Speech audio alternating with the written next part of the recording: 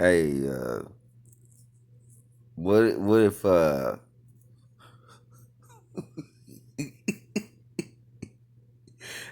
anybody ever think about the lyrics from like back in the '90s and shit, just like common typical pop songs that we used to listen to? I read out of a book, what I'm saying, called Shadows of the Industry. The word pop, like I said, to reiterate, the word pop, when it comes from pop music, it was the sound of music pertains to sex. So, like the champagne bottle, when you celebrate and you pop the cork, all right, you pop the cork makes like the popping sound, right? And that means like it goes with slang as far as terms as like when people say that shit is tight, yo, that shit is tight. That shit is mad tight, right? So when you think about pop and you think about things that are tight, right? Pertaining to celebrations and what champagne looks like, and things that you celebrate, right? Like all these things correlate with like a particular sound. So when you know what I'm saying, like it's one thing if Britney Spears sings like crazy because it's like Britney Spears, right? But like if I went up and I started like standing behind or around some young lady and I'm standing in a grocery line and I start singing crazy, I'm in too deep. I'm so excited. I forget. I don't know what the fuck the lyrics are. But then they say, I'm so excited. I'm in too deep. Whoa. Crazy. If it feel alright. I can't sing, right? But if you think about the lyrics to that shit is very, very provocative. I don't know. Like, Britney Spears at that time, she was an industry star. She was, a youngster. She was coming up. She already, like around the time of high school, I think like Britney Spears came out, creating albums. I think I was like in between, maybe sophomore and junior year. We're talking about like, hmm, mm, mm, 1990, 1998-ish, maybe before that, right?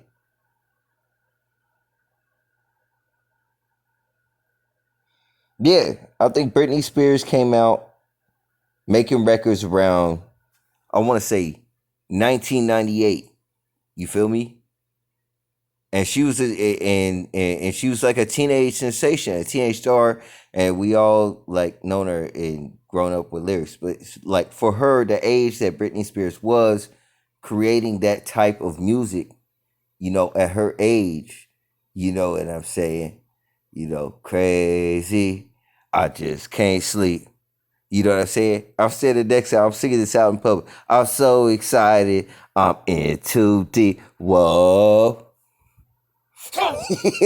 You know what I'm saying? This shit ain't gonna have the same ring. If you take for instance comedian like Steven, and forgive me if I butchered this name, Maniscalco, and he starts singing that song crazy, you start thinking about the fucking lyrics. You like, holy shit. You know what I'm saying? We were growing up fast back in the days. What about the Spice Girls? Spice Girls came out. Spice Girls was out making records before what? Britney Spears? You feel me? I'm sorry, I'm haphazard because I'm just chilling, waiting until I get sleepy. But I think Spice Girls. Let's see what time. Let's see when they come out.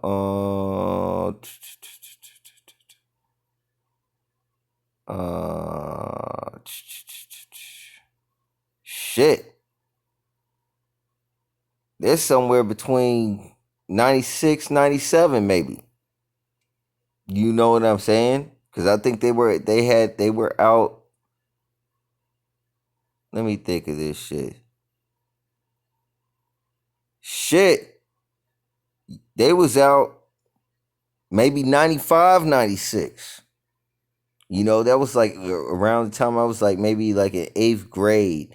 And I used to watch this network called California Music Channel, and it was hosted by Chewy Gomez.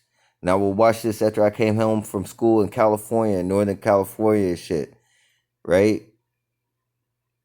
They would feature like different, usually, you know, it was entertainers and artists that was more pertaining to like the hip hop genre, right? They didn't do alternative music as much or at all. It was hip hop, rap, and R&B. And the radio host, and Chewy Gomez is also a radio host. You know what I'm saying? But I lived in the Bay Area at the time. Anyways, the Spice Girls, you know what I'm saying? When they came out with that song, what's that song? If You Want to Be My Lover, you know what I'm saying? When you think about that shit, you know, those young ladies, they were probably pretty young, and they talking about like if you want to be my lover, you got to get with my friends. So I mean, pertaining to like the age demographic that these young ladies were at, I mean, shit, I wouldn't be shooting hoops inside of like the same court that they would be shooting hoops inside of. Like them speaking at this level, they dealing with older niggas. They dealing with older niggas. This connects between the Britney Spears song and that song. In order for them to get these opportunities, these breaks in Hollywood, you know what I'm saying? It would insinuate in the lyrics that they were mature. They matured early. You know what I'm saying? Considering pop music and the sound of champagne, you know, they were dealing with older niggas. So at the time that I was in high school, you know what I'm saying? It's like we're socially conditioned or groomed to go a certain type of way unless you are going to be on the rowdy side, right? And you're going to get that rebellious chick, right? And I'm not trying to be a dick, but we gotta start factoring in tax brackets and competency levels as well.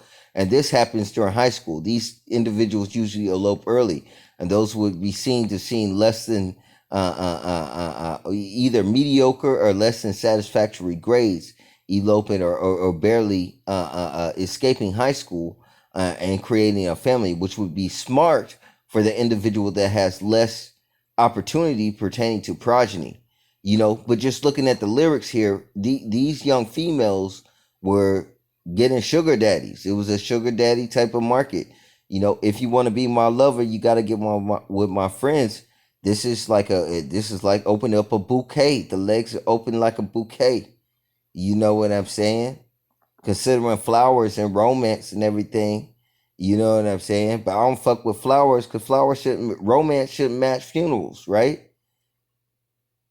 You know, um, the word celebrate can become very ambiguous depending on the party. You know what I'm saying? But the fact of the matter is this: these young ladies, man, these little birds, you know, they had to be singing to adult man. If you want to be my lover, you gotta get with my friends. Make it last forever. Friendship never ends. So when you get into friendship and you think about these young children that's out here in these streets, you know what I'm saying? They have certain like call signs and things of this nature from the suburbs on out. I mean, you talking about a situation where it's like, hey, you know what I'm saying? Make it last forever. Man, that's kind of brutal if you think about it. You know, you think about chafing. You got to get with an individual's friends. They want to make that shit last. You know, this is talking about a party. This is some festive, right? Which it's all fun and games if it's consensual and it's popping off, but pertaining to opportunity and survival and economic tax brackets and minorities and the Hunger Games and Squid Games and all of those things and all these effects in the foods and BPA plastics that makes people have bubble butts and softer bodies. You understand what I'm saying? You know, this is very adverse from where I came from. If I allegedly, you know, yeah, it's insinuated that I came from Africa. You know, this sedentary lifestyle and ways and things of this American land, though it is fat and rich, you know what I'm saying? The people are educated in many things except to understand how that they are, um, particularly in a different form of enslavement, you know, despite going to church and religion and things of this nature. And just in order to survive, we're still rocking the Underground Railroad process. And if you ain't got God in your life as a young man, then what happens is it's very easy to come outside your morals, and then your children's become your commodities that you end up, you know what I'm saying, pimping out. So the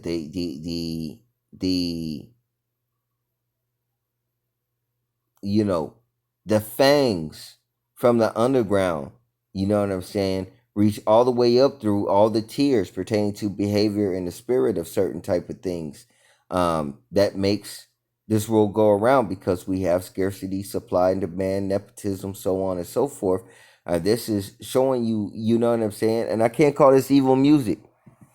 This is the type of music that's somewhat garnering or grooming your youngsters, okay, that they got to get with the more savvy and street cat side of the game if they're going to survive in this world. You understand what I'm saying? Because their parents are not going to do too much for them. So it's motivating, at least, even though it's not a lifestyle that these young ladies would have wished, and they're able to live their dream and sing what they sing about and the context in which they choose to sing about it.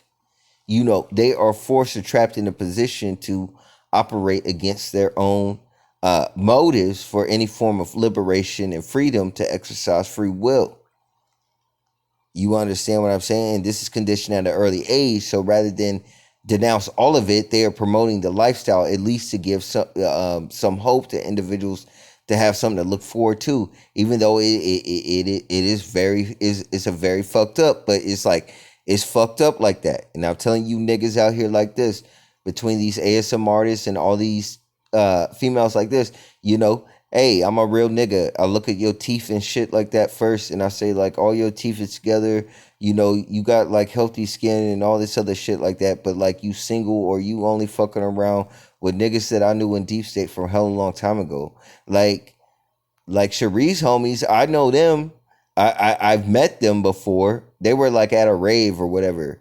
And they're usually around Cherie all the time. They got dark hair or whatever. And yeah, I know both of them. You know, I've met them before. Do they know me? No, I move like a ghost. You know what I'm saying? But Cherie, I would imagine, would have to be in Missouri since she has that green lawn out front. And I entered the game in through Missouri. I didn't know Cherie in California, but they might have some California places. But that place has got to be in Missouri. I'm in Missouri too. It's got to be in the Midwest. It's got to be in Missouri. So, Cherie, I suppose, in that same safe place. If time moves in cycles, because these are the same posts that Cherie posted in former lifetimes. Like, I'm very familiar with this shit. People, you do the same things, man. It's just like Boss Level, the movie. Um, you know, uh, Best wishes to Cherie ASMR, Cherie Lorraine. Um, your spirit appears to me to be, you were strong. You always had a good strong nature about yourself, where you had a good attitude and everything like that, and you put your best foot forward. However, it seems that you're in your heart of hearts that you may be, you know, growing weary or slightly tired. You know what I'm saying? Burnt out of the typical rigmarole, man. I hope that you um find something in which that would break up your pattern. Um, who else is out there? Kelly Belly. Uh, I hope that you feel better. You look like you look like you're doing well. Yeah, yeah. Each of these ASMRs, they have the greatest of attitudes, but I mean, Kelly Belly looks like that. You also are sharing the same situation as the other ASMRs, and I would say Kevas, kevas as well. All right. However, these things are unspoken, and it would seem that within your consciousness that you share the same information. You know, with the market being so saturated and things being so repetitious, I wouldn't be surprised if you came across this podcast and said, "Who's this crazy nigga talking on here?" You know what I'm saying? But man, best wishes. I wish you the strength. I'm not going to talk about many things here, but hopefully, um, this drop will give some peace to things that so that you don't have to feel so oppressed or pitted up against. Because I got to tell you, man, in the '90s, high pressure cells was a thing, but we don't do that so much anymore. All right. I'm not going to connect the dots. It's not going to connect how you think it connect. And you know what I'm saying? If you find what it is, then it will unlock in your mind as far as the ASMRs, as far as whatever just said. But it's not a big deal. But I don't want to say too much here. But peace and blessings be with you all. I'm sure a lot of people we enjoy. I know I definitely enjoy ASMR. It helps me relax and go to sleep. Okay. But the industry, you guys out there, is a beast. When you talk about a beast, a spiritual beast, the beast that comprises the entertainment industry, the beef industry, ATF, when you're talking about entrepreneur and shit on the streets, like, these are all industries. Okay. These are all beasts. All right. That is comprised of many people, many arms, and many legs and many heads. Arm, leg, arm, head. All right. That's a lot of manpower within each of these industries that control each of these individuals within these industries. And there's a chain of command. So when I see these ASM artists, as grateful as I am, I always hope and check in your spirit, that I hope and wish that you all are well as well. As far as for anybody who watch these podcasts, I know sometimes these great aliens get up there, be watching these podcasts, and no, I do not think that any of these ASMRs over here remember me, because they have to be they might not be connected, you know what I'm saying, to their other selves in other places, because they there is more of them in Hyperia, these individuals. And I got to tell you that this side of the game, this world, it is a rough terrain, and it seems that the target is placed upon children, and the target is placed upon those who have love in their heart. And what happens is, a lot of times individuals get caught up, and they get flipped into commodities, man. Like Miss Manganese, I ran into her at Walmart. I loaded her groceries in her car. Okay, I did. Now, Manganese, I tried to warn early. You know what I'm saying? Like, be careful. Like, these individuals are going to use you for your heart. You got a big heart. They're going to try to use you for that. Right? But, sometime later, it didn't take too long. Within 2 months, Manganese had changed a lot, even though Manganese is quite the same.